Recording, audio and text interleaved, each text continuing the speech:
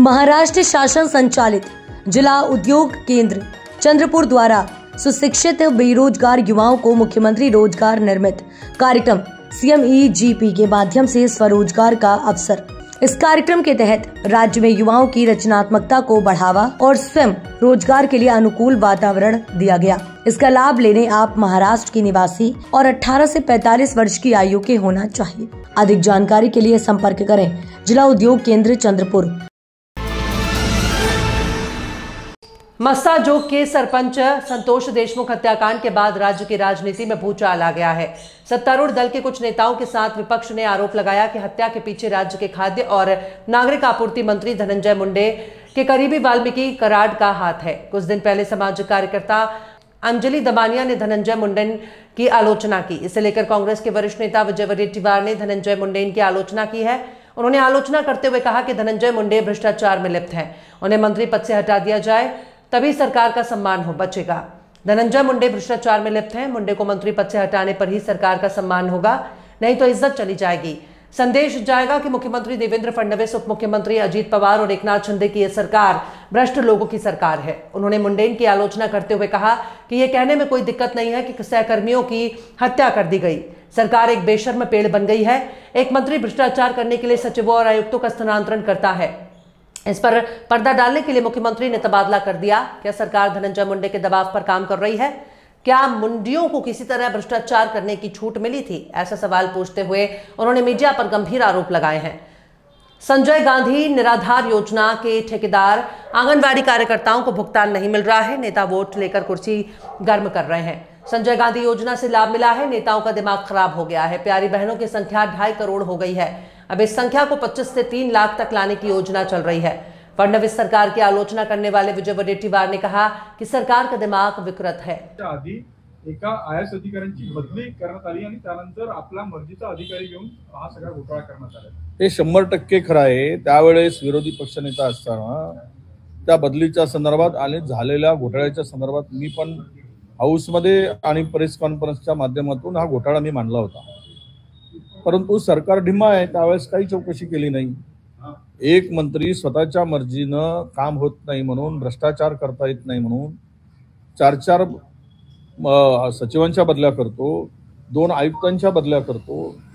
हे सगळं जे आहे, मग त्यावेळेस मला वाटतं की त्यांच्या भ्रष्टाचारावर पांघरून घालण्यासाठी किंवा त्याला मदत करण्यासाठी या सचिवांच्या बदल्या केल्या गेल्या का? बदल्यांचा अधिकार मंत्र्यांना थोडी असतो। त्यावेळच्या CM कडे होता आणि एवढा प्रेशरमध्ये धनंजयच्या येऊन सरकार चालत होतं का? इतका त्यांचा दबाव होता का? आणि भ्रष्टाचाराची मोकळीक दिली होती का? जा तू जेवढं खायचं तेवढं खा, तू म्हणशील ते करू, अशी काही पद्धत होती? मग आता हा विषय जो आहे ना, भ्रष्टाचारामध्ये धनंजय मुंडे यांचा सहभाग आहे। त्याला मंत्री पदावरून लवकरात लवकर काढलं तरच सरकारची इब्रत राहील, नाहीतर आहे तेही घालून बसतील आणि हे सरकार भ्रष्टाचाऱ्यांचं सरकार आहे। फडणवीस आणि शिंदे आणि अजित पवारांचं सरकार, असा मेसेज जाईल। यांना थोडं तरी कळायला पाहिजेत की एकावर किती किती प्रकारचे आरोप झालेत। पहिल्यांदा जे आरोप झाले त्यावेळेस इतके घाणेरडे आरोप झालेत, त्यांच्यावर वेगळ्या प्रकारचे आरोप झालेत, मी काय त्यावर बोलणार नाही। नंतर हे भ्रष्टाचाराचे आरोप, मग त्यांचे सहकारी खुनामध्ये सापडतात आणि तो मंत्री तरी त्या पदावर कायम राहतो। म्हणजे सरकारला मला वाटतं की सरकार हे बेशरमाचं झाड झालं आहे असं म्हणायला हरकत नाही। दोन आयुक्त जे हे आपण उल्लेख केला, एका आयुक्ताने तर पत्र लिहून सावध केला होता की हे ऑडिट मध्ये अडकेल, नंतर आक्षेप घेतले जातील, तरी त्यांची बदली करण्यात आली। ते आता गेडाम नावाचे अधिकारी होते, प्रवीण गेडाम। तर आम्ही मांडली होती बाजू, आम्ही लिहिलं होतं पत्र, काहीच कारवाई झाली नाही। म्हणजे किती खाल्लं तरी काही कारवाई करायची नाही असं सरकारचं धोरण असेल त्यावेळचे शिंदे सरकारचं आणि आताच्या फडणवीस सरकारचं, पण मग आता त्याला काही इलाजच नाही। बिनधास्त खा, बिनधास्त राहा, महाराष्ट्र लुटून खा, अशी काही पद्धत आता महाराष्ट्रात आणली असेल तर लखलाभ आहे। आर्थिक स्थिती महाराष्ट्राची खालावत चालली असं म्हटलं जातं। शिवभोजन थाळी आणि अनेक योजना बंद कराव्या लागतील अशी शंका काल मी मुंबईमध्ये प्रेस कॉन्फरन्समध्ये स्पष्टपणे माझी भूमिका मी मांडली 6 महिन्यापासून मनरेगाचे पैसे दिले जात नाही. कालच गडचिरोलीच्या एका मजुराने आत्महत्या केली. मी काल सांगितलं इथपर्यंत भयावह परिस्थिती आहे. 4 महिन्यापासून संजय गांधी निराधार योजनेचे पैसे मिळत नाही. किती लोकांचे सांगायचे, अंगणवाडी सेविकांचे पैसे मिळत नाही. कंत्राटदार संप पुकारलाय. प्रत्येक विभागाचे देयके देणं बाकी आहे. निवडणुकीच्या तोंडावर निवडणूक जिंकण्यासाठी सर्व योजना कात्री लावून गुंडाळून लाडकी बहीण आणली, मतं घेतली, आता खुर्ची उभवत आहेत. लाडक्या बहिणीचे सुद्धा मोठ्या प्रमाणामध्ये आता 4 व्हीलर आणतील, उद्या 2 व्हीलर, मग स्लॅबचं 2 खोल्याचं घर असेल, त्या घरकुल मिळालं असेल तर तेही काढतील. हळूहळू आणून यांना जो काही आकडा 2.5 कोटीपर्यंत गेला होता लाडक्या बहिणीचा किंवा 3 कोटीपर्यंत होता, तो आता हे 25-30 लाखापर्यंत आणतील. हे प्लॅनिंग 4 चाकी ज्याच्याकडे असेल त्याही लाडक्या बहिणींना नाही. आता खूप निकष लावलेत. संजय गांधी निराधार जे काही योजनेचा लाभ मिळतो 1000 रुपये, त्याला फक्त 500 मिळतील, म्हणजे 1,500मधून एकूण किती झाले तर 1500. असं गणित. यांची डोकी भ्रष्ट झाली आहेत, विकृत झाली आहेत. अशा पद्धतीचा हे निर्णय घेत आहेत. विकृत मानसिकताच आहे. त्या बिचाऱ्याला 1000 रुपये मिळतात त्या कुठेतरी निराधार महिलेला, आणि त्याला ते 1000 रुपये देत 1000 रुपये सोडून वरून 500 द्यायचे आणि 1,500 सांगायचे. हे सोंगाडापणा जे सरकारचं चाललेलं आहे हे काही बरोबर नाही. छगन भुजबळ यांनी मुख्यमंत्री देवेंद्र फडणवीस यांना पत्र लिहिलेलं आहे की शिवभोजन थाळी बंद करू नका, योजना चांगली आहे. आता ते भुजबळ साहेबांचा सध्या फडणवीस साहेब ऐकतील अशी परिस्थिती आहे. त्यामुळं कारण भुजबळ साहेब आणि फडणवीस साहेबांच्या जवळ गेल्याची चर्चा माध्यमामध्ये मोठ्या प्रमाणात आहे. तुमच्याकडूनच आम्ही ऐकतो आहे.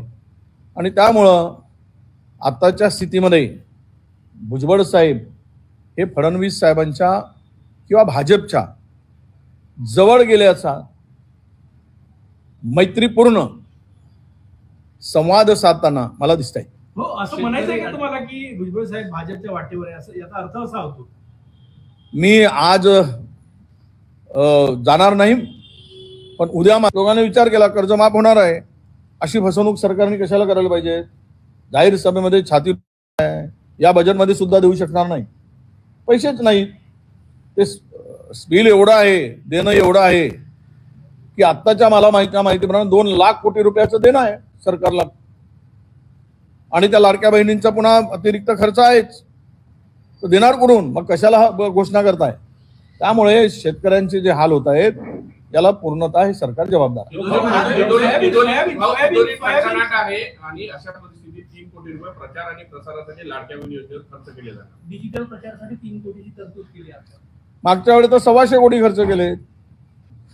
ते देणं कुसळाचं आणि जाहिरात मुसळाची आहे सगळी. त्यात अधिक बोललो तर मला पुन्हा एवढं विकृत सगळं चाललेलं आहे की त्यावर आपल्याला बोलता येत नाही. पण एक चालतो, जाहिराती देऊन लाडक्या बहिणींना पुन्हा दिशाभूल करायचं. जिल्हा परिषदेच्या स्थानिक स्वराज्य संस्थांच्या निवडणुकीच्या पूर्वी हा एक नवा फंडा हे जाहिरातीच्या माध्यमातून आणू इच्छित आहे. सोयाबीन खरेदीची आज नाफेडची मुदत संपली आहे. शेतकरी मागणी करत आहे की मुदत वाढवून मिळावी, कारण की मोठ्या प्रमाणात सोयाबीन अजूनही शेतकऱ्यांकडे शिल्लक आहे. एक तर मागच्या वर्षी सोयाबीन निघाला त्यावेळेस निर्यात केली गेली, सोयाबीनचे दर पाडले. 3,500 पर्यंत सोयाबीनचं दर आलं, तिथे कंबरडं मोडलं शेतकऱ्यांचं. आता थोडेसे शेतकऱ्यांना नाफेडच्या माध्यमातून खरेदी करून हमी भावानं तरी पैसे मिळत होते. पण सरकारने कोटा ठरवून दिला महाराष्ट्राला, तो कोटा संपला. केंद्राकडून कोटा वाढवून आणावा. बोलण्यापेक्षा मी कृषी मंत्र्यांनाही सांगणार आहे आणि पणनच्या मंत्र्यांना, मुख्यमंत्र्यांना लिहू आम्ही पत्र की तुम्ही आता कोटा वाढवा. आणि हे जोपर्यंत सोयाबीन लोकांच्या घरात आहे शेतकऱ्यांच्या, तोपर्यंत सर्व सोयाबीन खरेदी केलं पाहिजेत. आणि जर झालं नाही तर मी या महिन्याच्या एंडमध्ये आम्ही यवतमाळमधून सोयाबीन शेतकऱ्यांचा वाशिम आणि यवतमाळ 2 जिल्ह्यामध्ये मोर्चा काढायचा आम्ही ठरवला आहे. आणि तो सोयाबीन आम्ही जिल्हाधिकाऱ्याच्या कार्यालयापुढे नेऊन ठेवणार आहोत, थप्प्या लावून. सगळ्यांना मी शेतकऱ्यांना आवाहन करणार आहे की आणा तुमचा सोयाबीन. न घेतलेलं, सरकारने सोयाबीन घेतला नसेल तर सगळं सोयाबीन कलेक्टरच्या कार्यालयापुढे आणून लावून ठेवू. या तुम्ही तरी खा म्हणून सांगू. लोकसभेमध्ये ज्या पद्धतीनं केंद्र सरकारच्या मंत्र्यांनी, वाणिज्य मंत्र्यांनी सांगितलं काल की जवळपास 7.38 कोटी म्हणजे एखाद्या राज्याचं जे बजेट आहे तेवढी थकबाकी शेतकऱ्यांकडे आहे. मुळात याचा परिणाम काय होईल, कारण की विविध सरकारने आतापर्यंत जी आश्वासनं दिली, कर्जमाफी केली, थोडं अडलं कुठं आहे आता? एकीकडे मुकेश अंबानी नाही, आमचे काय नाव त्यांच्या भावाचं, अनिल अंबानीचं 49,000 कोटीचं कर्ज 500 कोटीमध्ये सेटलमेंट केलं. आतापर्यंत कॉर्पोरेट सेक्टरमधील लोकांचं कर्ज 29 लाख कोटीचं कर्ज आतापर्यंत माफ झालं. मग यांच्या हाताला काय लकवा मारला काय शेतकऱ्यांचं कर्ज माफ करताना?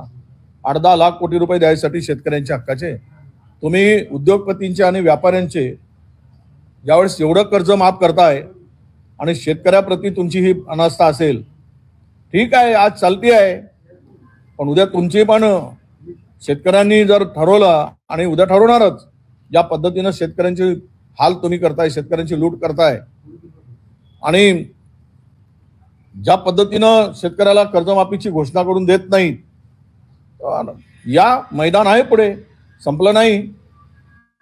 लोकसभा झाली, विधानसभा झाली, जिल्हा परिषदेमध्ये लोकांचा आक्रोश, ईव्हीएम मध्ये गडबड नाही झाली तर नक्की दिसेल.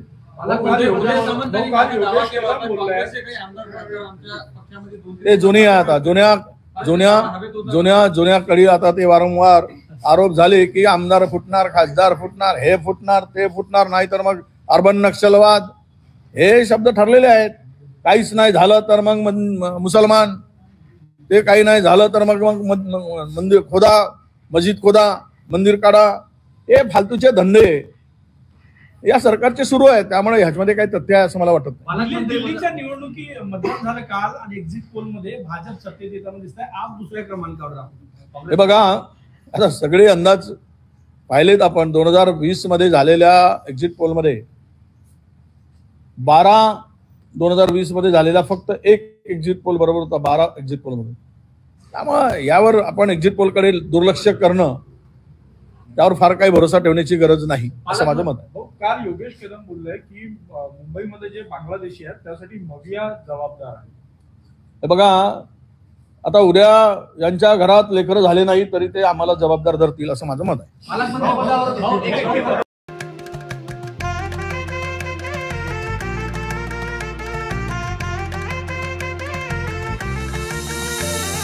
मानापानाचा नात्या गोत्याचा पसारा लई बाई वाढला.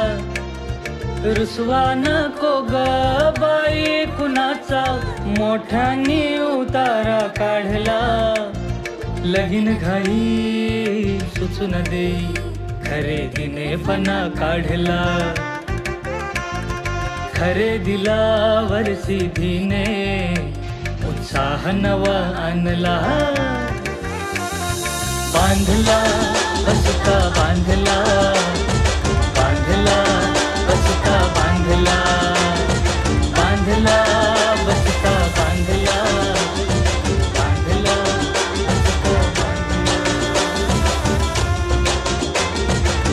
कमी किमतीत आणि क्वालिटी सोबत, बरं का? आहे तर शक्य